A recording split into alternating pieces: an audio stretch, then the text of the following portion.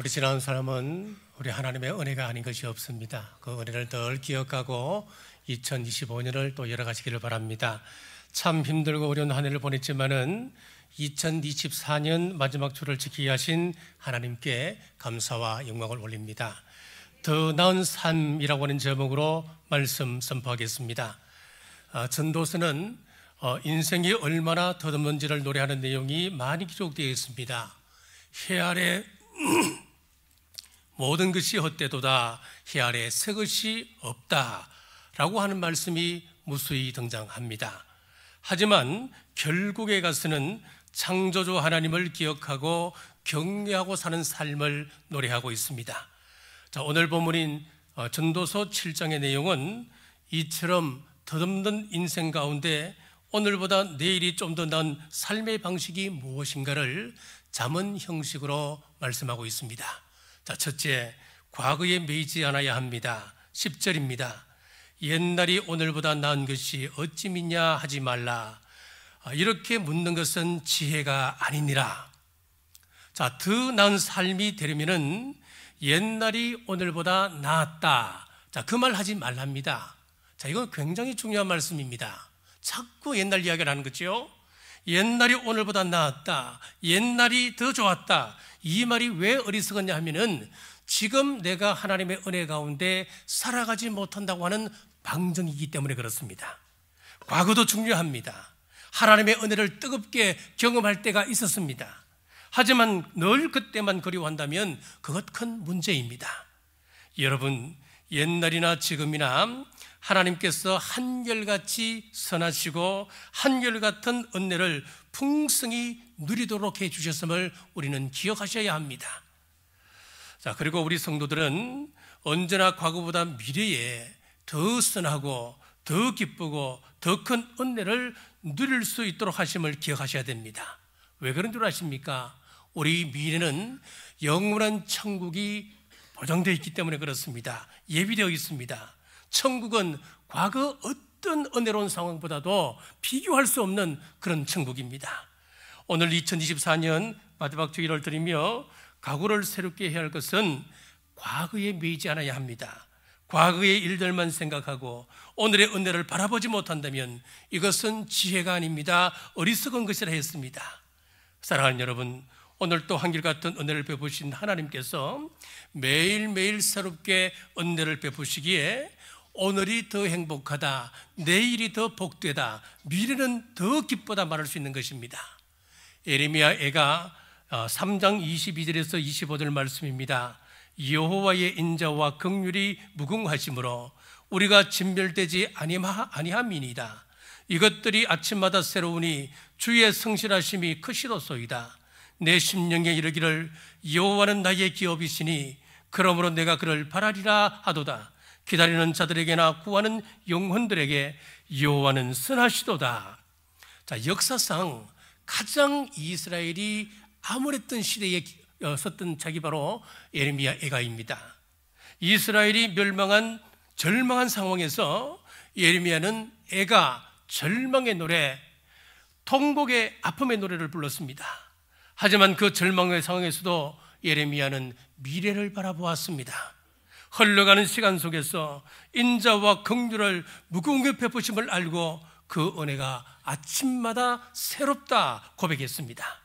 그 기업 그 자체이신 우리 하나님께서 하나님을 기다리라고, 그리고 하나님을 구하는 영혼들에게 선을 베푸신다 말씀하고 있습니다.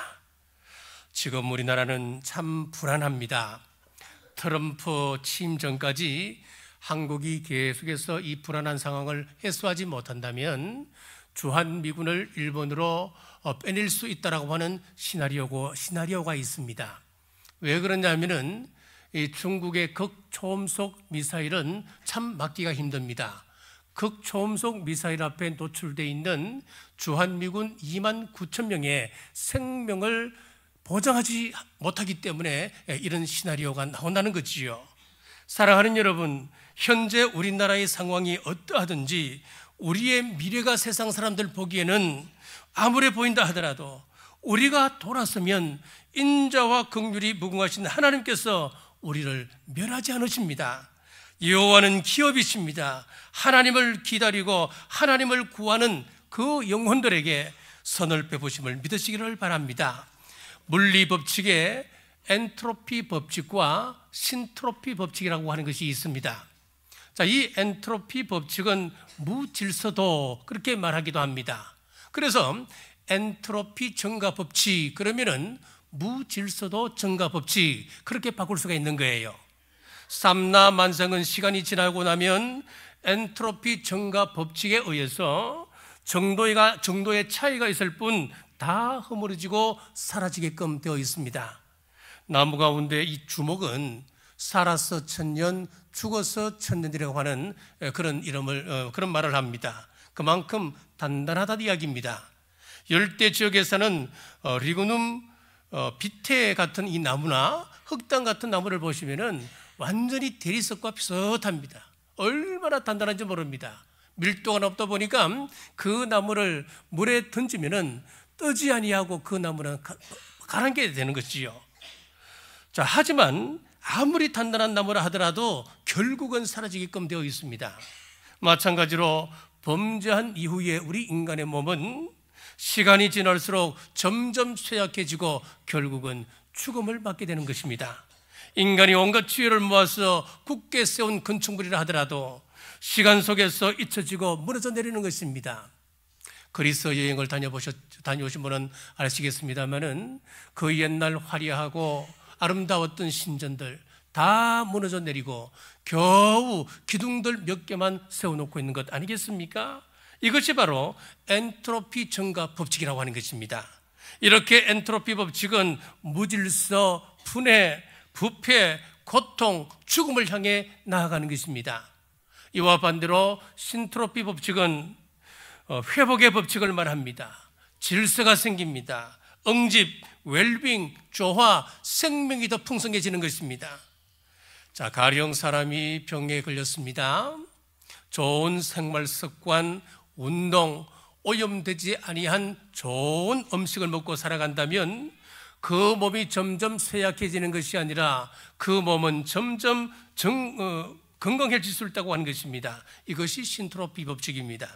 오늘 2024년 주일을 보내며 과거에 매이지 아니하고 하나님의 은혜를 사모함으로 신트로피 법칙, 회복의 법칙 속에 내일의 소망을 열어가는 축복이 여러분의 삶에 넘쳐나시기를 주님의 이름으로 축복합니다.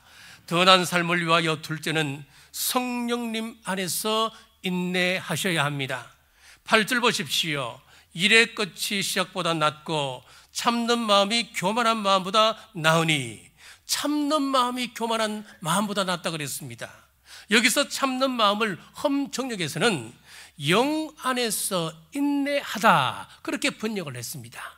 여기서 영은 성령님을 이야기하죠. 우리가 성령님 안에서 인내하며 살아라는 이야기입니다. 전도서 기자가 하는 말은 무작정 참는 것을 이야기하지 않습니다. 내가 이런 상황을 좀 평화롭게 해결하자, 그래서 내가 내 인의대로 내 의지로 그렇게 참아라는 말이 아니었습니다. 성령님이 주시는 그 말씀 안에서 성령님이 주시는 그 인내를 가지고 우리가 참고 나가라는 말씀입니다. 참는 마음적 인내는 히브리 원문으로 보면 아레크라고 하는 단어를 사용하고 있는데, 고난 중에도 참는다, 끈기 있다, 견디다, 그런 말씀입니다. 여러분이 어떤 고난 중에서 참을 수 있습니까?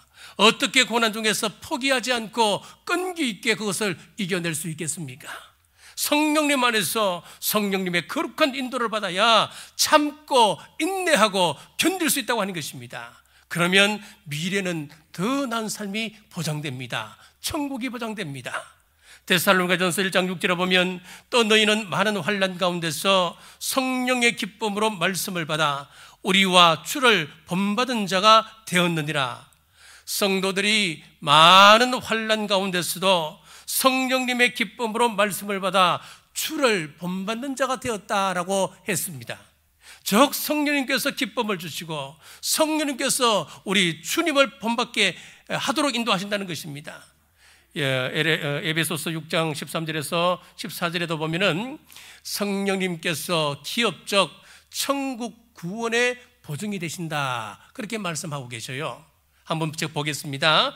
그 안에서 너희도 진리의 말씀 곧 너희의 구원의 복음을 듣고 그 안에서 또한 믿어 약속의 성령으로 인치심을 받았으니 이는 우리의 기업의 보증이 되사 그 얻으신 것을 속량하시고 그의 찬송을 영광을 찬송하게 하려 하심이라. 그러므로 오늘 우리는 오늘 또 내일 또 성령님 안에서 인내하며 끝이 시작보다 나은 삶을 사는 여러분 되시기를 주님의 이름으로 축복합니다. 자, 오래전에 국민일보에서 이런 기사를 냈습니다. 종교의식에 대한 일반인들의 설문조사 결과를 내게 됐는데 천주교, 불교, 기독교 우리나라 3대 종교를 비교했습니다. 천주교, 불교에 대해서는 온화하다, 따뜻하다 하는 긍정적인 답변을 63%를 했습니다. 자, 그런데 우리 기독교에 대해서는 거리를 두고 싶고 이중적인 종교, 자, 이런 성격이 강하다고 부정적으로 91%가 응답을 했다고 하는 것입니다. 여러분, 얼마나 심각합니까? 얼마나 큰 충격입니까?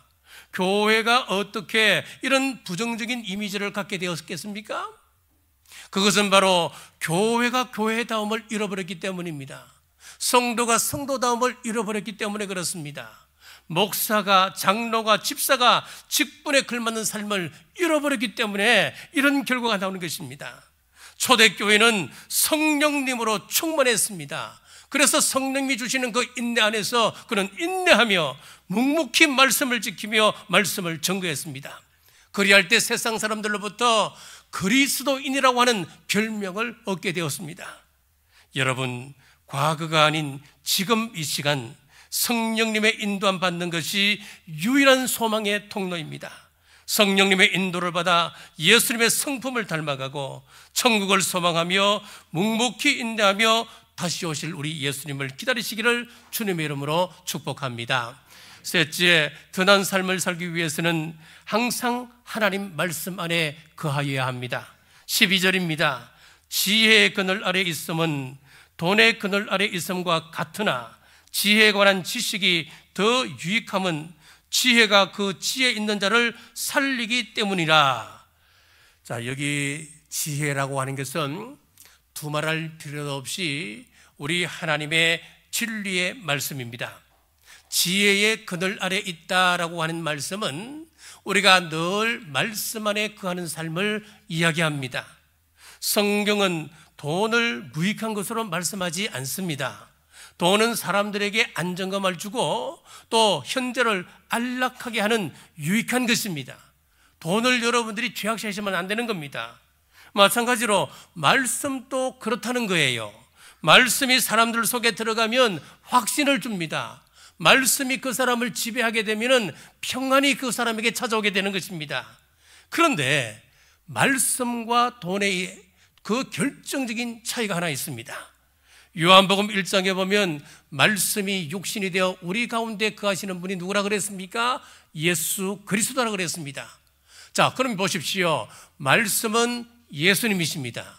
말씀은 지혜라 그랬습니다. 그 지혜가 우리의 생명을 부여한다 그랬습니다.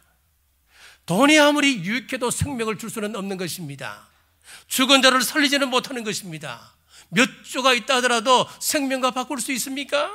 아무리 돈이 많은 재벌도 스스로 천국 갈 수가 없습니다. 하지만 말씀은 천국에 이르게 한다는 겁니다. 생명을 우리에게 주신다 그랬습니다. 오늘 말씀에 지혜로 번역된 히브리 원문을 보면은 호크마라고 하는 단어를 씁니다. 명철, 지식, 명민함, 그런 뜻을 가지고 있지요.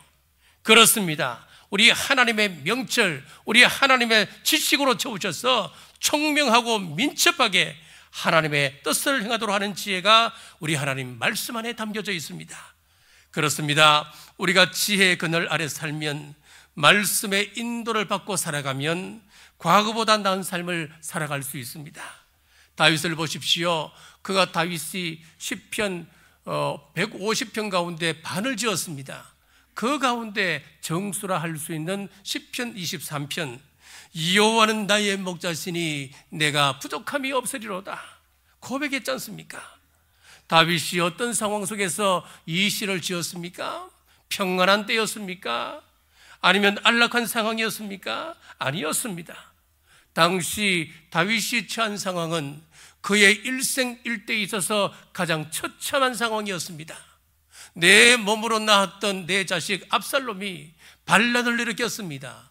아버지를 쫓아내고 자기가 왕이 되고자 했습니다. 얼마나 비참합니까? 하지만 그때도 다윗은 확신했습니다. 우리 하나님께서 나의 목자가 되시기 때문에 푸른 초장 실만한 물가로 나를 인도해 주신다. 그는 확신했습니다. 푸른 초장은 말씀을 상징합니다. 쉴만한 물가는 말씀의 인도를 통한 안식과 생명을 의미하는 것입니다. 현재 아들에게 쫓기는 삶일지라도 말씀의 인도를 믿었기 때문에 내일을 바라보며 내 영혼을 지키시고 의의 길로 진리의 길로 인도하신다. 그는 노래할 수 있었던 것입니다. 또 사망의 엄침한 골짜기를 다닌다 그랬습니다. 지금 이 상황이 얼마나 암울한 상황이었으면은 내가 지금 걸어가고 있는 이 상황이 내가 사망과 어깨동무하고 지나간다 그렇게 이야기했겠습니까? 여러분들은 지금 어떤 상황이십니까? 사망의 엄침한 골짜기를 걸어가는 다윗과 같은 상황이십니까? 지금 다윗은 죽음과 동행하고 있다고 그랬습니다.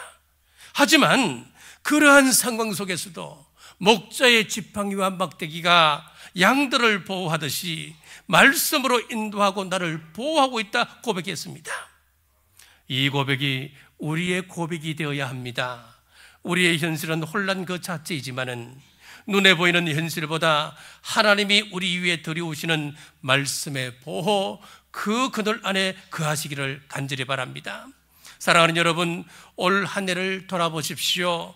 어떤 일이 있었느냐, 어떤 경험을 내가 했느냐, 어떤 사건들을 만났느냐도 돌아봐야 하지만은 성도라면 먼저 떠올려야 할 것이 무엇이겠습니까? 얼마나 말씀을 가까이 하고 살았는가, 얼마나 하나님의 지혜를 인정하고 살아갔는가, 얼마나 내가 말씀의 그늘 안에 거하고 살아갔는가, 그건 먼저 점검해 봐야 되지 않겠습니까? 지난 삶을 세상 사람들의 기준만 놓고 그것으로 일희일비한다면 우리의 현재가 과거보다 못할 수 있습니다. 하지만 비록 광야 같은 험악한 시간들이었지만은 말씀의 그늘 안에서 내 마음과 입술을 지켰다면 더 밝은 미래 천국을 우리는 기대할 수 있는 것입니다. 말씀을 맺습니다. 축복의 원리는 분명합니다. 이스라엘 백성들이 법궤를 모시고 있다고 그들이 복을 받은 것 아니었습니다. 법궤는 하나님의 약속입니다. 약속이라고 하는 말은 상방계약입니다. 일방적으로 주어지는 것이 아닙니다. 로마서 8장 17절에 보면 자녀이면 또한 상속자 곧 하나님의 상속자요 그리스도와 함께한 상속자니 고난도 함께 받아야 할 것이니라. 하나님의 후사는 영광을 얻기 위해서 고난도 함께 받아야 된다 그렇게 말씀하고 있습니다. 하나님께서 저와 여러분을 위하여 독생자 예수 그리스도를 아낌없이 이 땅에 보내셔서 죽이기까지 저와 여러분을 사랑해 주셨습니다. 자, 그러면은 하나님과의 약속이라고 하는 것이 무엇이겠습니까? 오늘 로마서 8장 17절에 보니까 우리 하나님께서 우리에게 그렇게 해 주셨듯이 우리 또한 주님을 위하여, 하나님 나라를 위하여, 복음을 위하여 나를 부인하고 나를 거절해야 약속의 복을 받을 수 있다라고 성경은 분명히 말씀하고 있습니다. 그분이 싫어하는 것 나도 거절해야 되는데 내 것은 하나도 버리지 않는 채 그냥 주여 주여 복 달라고만 외친다면 우리의 신앙은 기복주의적 신앙에 머물고 마는 것입니다. 여러분, 올 한 해를 돌아보십시오. 여러분들은 2024년을 어떻게 사셨습니까? 또 다가올 새해에는 어떤 삶을 사시겠습니까? 새해에도 환난과 어려움이 올 것입니다. 어쩌면 올해보다 더한 어려움이 다가올 수도 있습니다. 그때 과거에 매이지 아니하고 항상 성령님 안에서 하루하루를 인내하며 지혜의 그늘 말씀의 인도하심을 따라 사셔서 어제보다 오늘보다는 내일이 더 밝은 삶, 천국이 예비되어 있음을 믿으시기를 간절히 바랍니다. 기도하겠습니다. 아버지 하나님, 오늘 2024년 마지막 주일을 보내며 전도서를 통하여 귀한 말씀 주심을 감사합니다. 여전히 우리의 삶이 과거에 얽매여 있지는 않았는지 돌아보고 성령님 안에서 하루하루를 인내하며 지혜의 그늘 말씀의 인도를 따라 살게 하여 주옵소서. 돌아보면 참 힘든 한 해였습니다. 하나님의 자녀들에게 복을 주시되 성읍에서도 복을 받게 하시고 들에서도 복을 받게 하옵소서. 들어가고 나갈 때에 신령한 꼴을 얻게 하여 주옵소서. 가정들마다 삶의 문제가 해결 안 받게 하옵소서. 혹독한 경제난으로 고통 가운데 있는 이들에게는 회복의 은혜를 주셔서 꾸어줄지언정 꾸이지 않도록 은혜를 주옵소서. 육신의 연약함으로 고통받는 이들은 보살피시고 치유해 주옵소서. 다시 오실 예수님 이름으로 간절히 기도드리옵나이다. 아멘.